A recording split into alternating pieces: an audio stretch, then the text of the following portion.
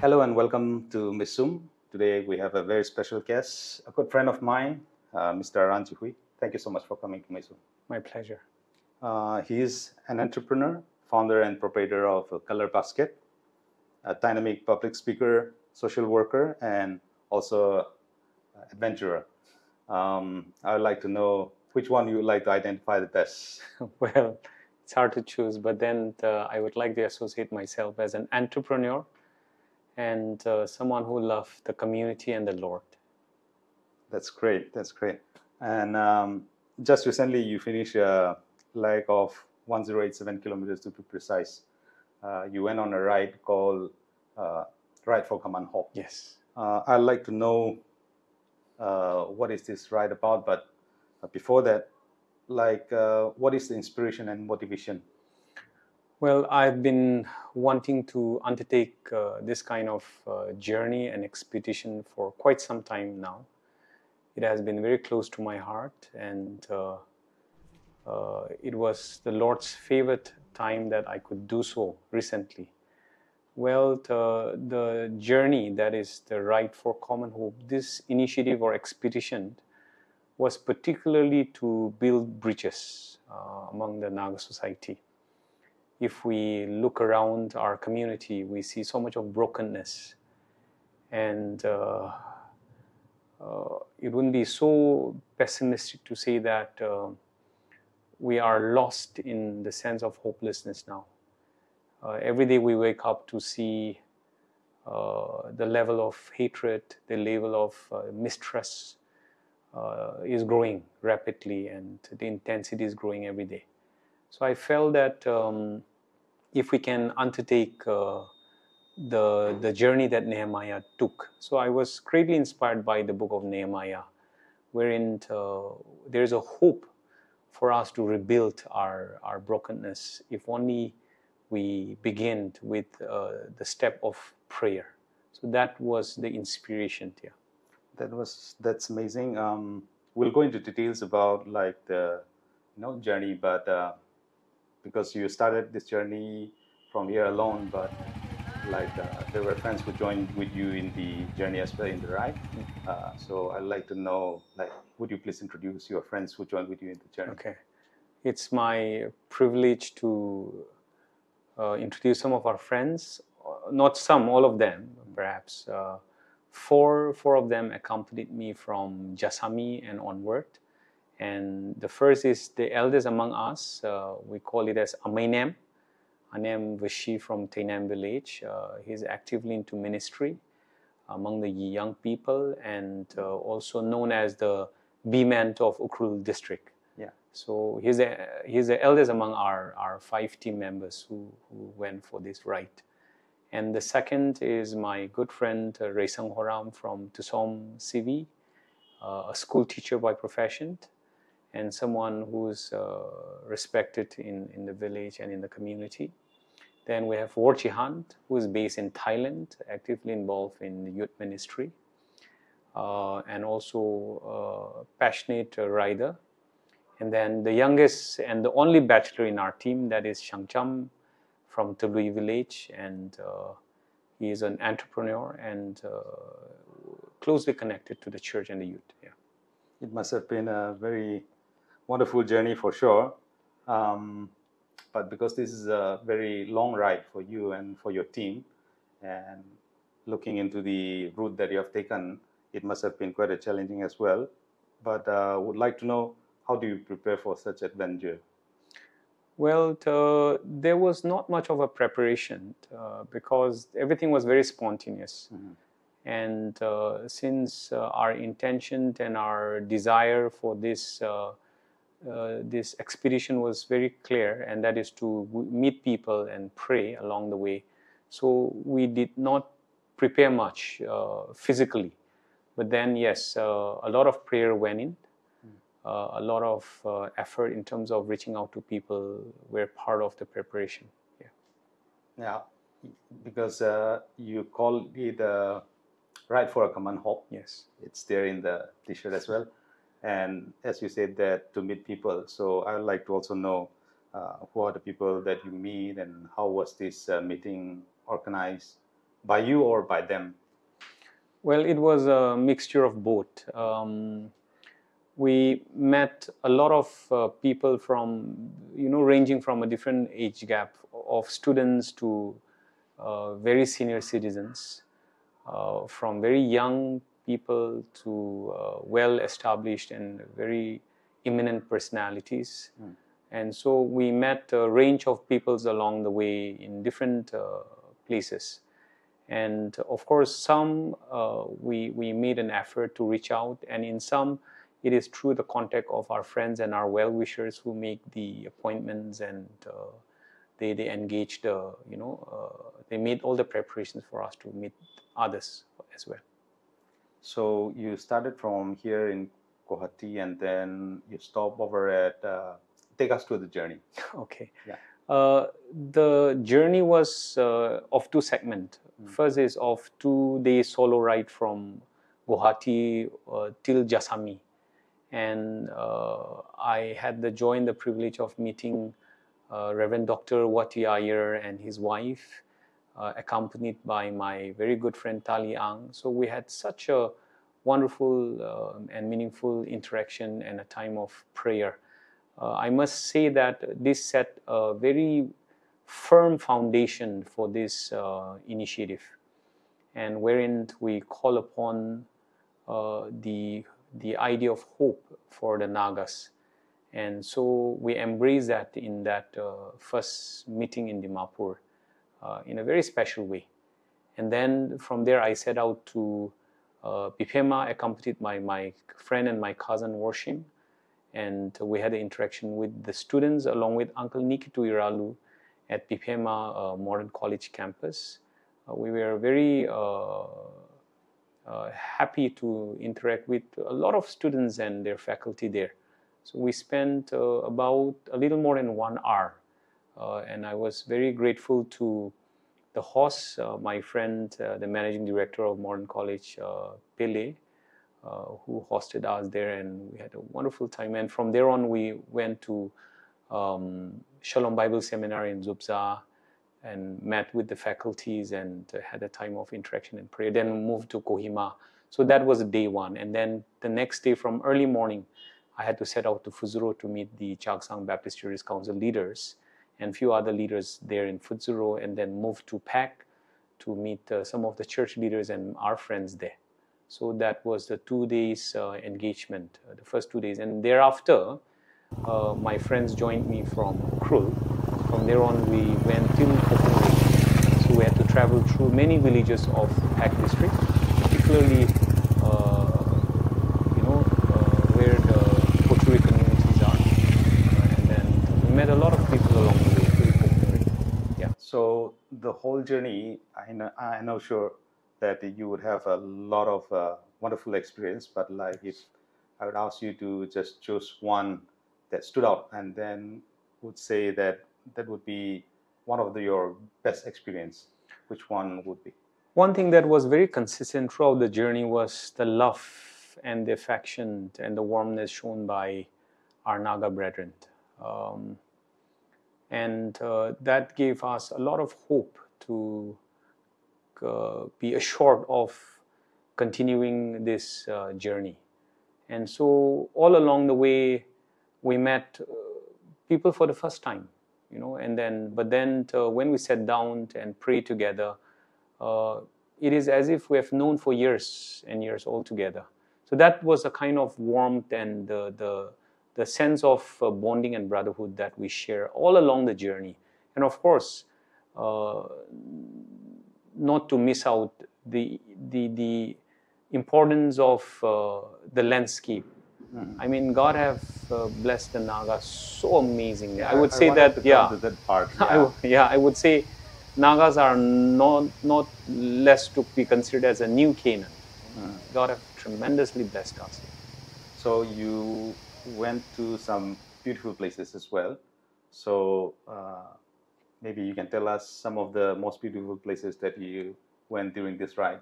Well, the rivers that we crossed, one was the Melori and Jasami River, and the other one is the Tizu River. I've heard that a lot in the past, but never saw it. But had the privilege of seeing it for the first time, we were just smitten by those beauties. I mean, the river. Is it the size? Is it? Yes, surely the about? size. It's not like the kind of river that we see in Ukhrul district. You know, it's huge, and it's crystal clear. And so we were quite amazed by the beauty of the rivers, and of course the topography of this Peck district, especially towards this where the Meloris are. I mean, so where the Pochuris are, and so. Of course, our star spot in this ride was Shiloi Lake, the largest freshwater lake of Nagaland.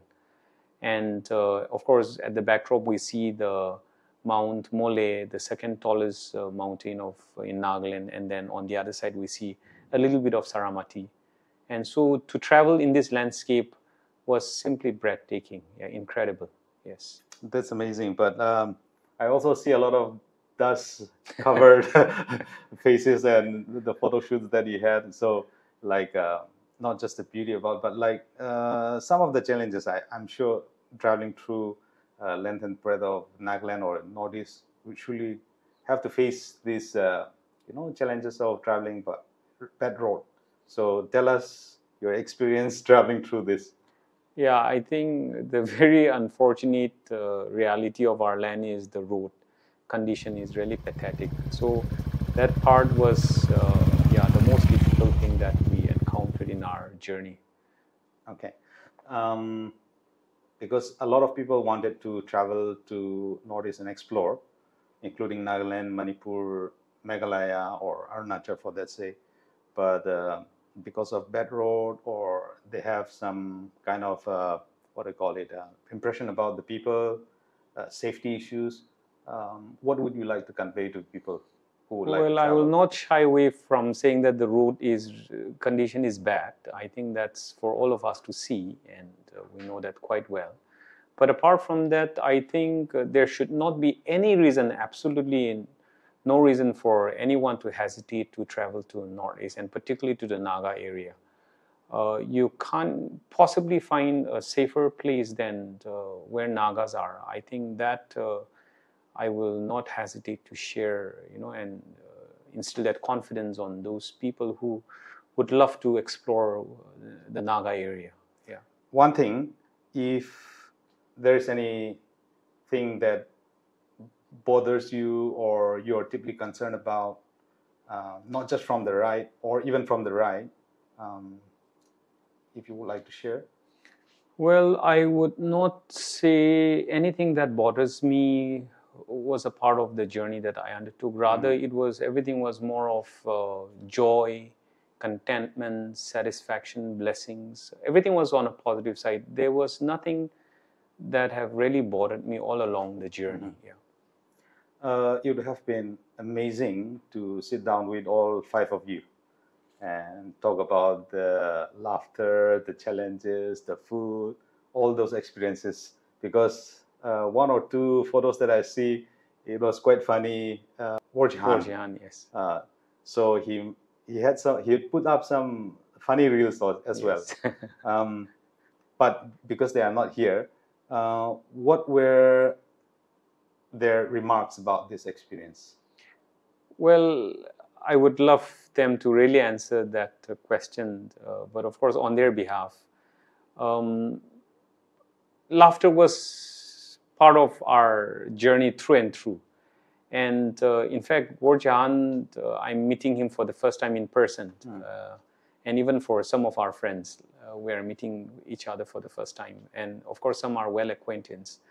But in that 3-4 days of our journey together, we had such a wonderful teamwork, team bonding, and the kind of love and concern that we show for each other. I would say it was simply, remarkable. The welfare of others were placed as the topmost priority, And so we can, if we recalled the experience, of course, we had that time of reviewing our journey, And so everyone shared the same opinion that it was a very good team effort, and the selflessness that everyone exhibited made the journey very meaningful and very, very, very blessed. Yeah. Okay, so because Jihan is a YouTuber himself, Yes. and like, do you plan to bring out some kind of documentaries out of this one? Yes, he's making that effort to bring out an episode, particularly on this road trip. Yeah. Okay, before I end, how much does it cost for you to take on a travel like this? Well, we were also least prepared. How much it's going to cost us, and how do we finance this journey? But then, of course, the first 2 days trip was all on me, and the next 3 days of journeying together, because of the hospitality and the love and shown by people along the way, our expenses was very minimal. At the end of the day, some of the common expenses that we were able to bring out together, and then we ended up shelling out 1,500 each. Oh, that's only to cover the whole expenses of this 3 days journey. I think I should join the next trip.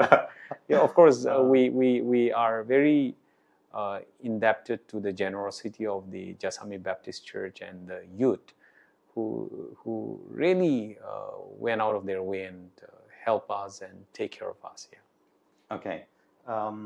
Before I end, where is your blue hunter going next?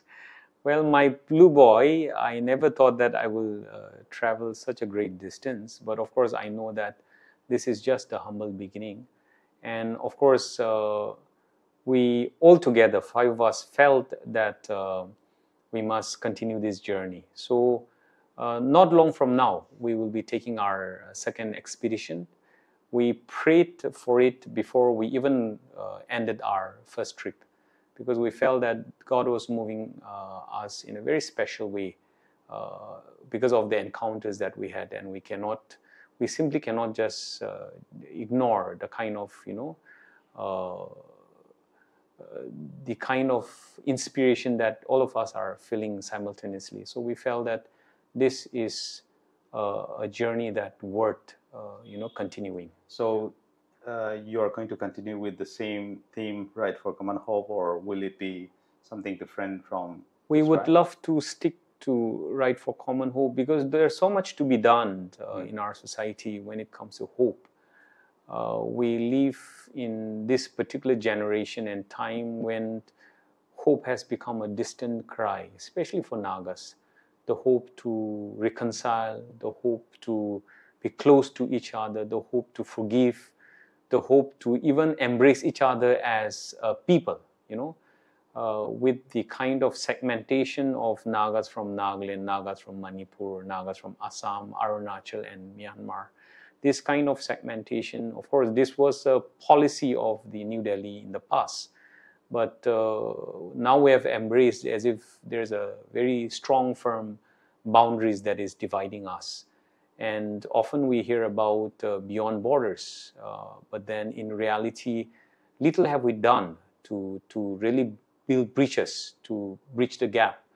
The gap in our society, in our community, is widening every day. And so this journey for common hope must be continued in whatever best we can. Yeah. Truly admire your passion, your leadership, whether it's in Bangalore and other places that you have been to, stayed in Ukhrul, here in Guwahati, among the Nagas, and then the leadership and the initiative that you have taken in past, say, like, for example, the prayer summit in Ukhrul, or the movement, sound movement, Dali had, started, and then you took him to Manipur, and then this time with your Right for Common Hope. I pray that you would have much more success with this Right for Common Hope as well. Thank and you. then all the very best, even as you take on the new journey. Thank you. And then thank you so very much for coming to Meisum. Yeah, and before we wind up, if I can just reach out to the audience and say that it is easy for us to blame the others. It is easy for us to ask questions and expect others to answer and solve our problem. It is quite easy for us to curse the darkness that is around us rather than being a light. So I felt that each of us have a very huge and responsibility in terms of responding to the situation that is surrounding us. And here I would like to bring in the Word of God, where God have required us to be the salt and the light to the world. And that is even more so relevant in our Naga society, where we're filled with darkness, a new form of darkness blinding us every day to love each other, to forgive each other. And here I felt that God is calling us to be a salt and light to our family, to our clan, to our village, to our community, to our church, and to our blessed Naga nation. And so let us be a light in the darkness rather than cursing the darkness alone. Thank you. Thank you. Thank you so very much. Thank you.